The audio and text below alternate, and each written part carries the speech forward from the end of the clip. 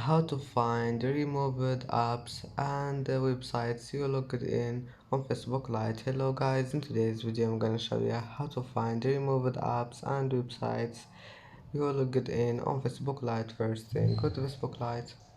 Here you will find these three lines in the top corner and go down until you find settings, and then click this one here, this one, apps and websites, and now just click log it in with Facebook, and here just click this one, remove it. And that's it for today's video. If you like this video, please don't forget like and don't forget subscribe, and thank you for watching this video until the end, and see you in the next video.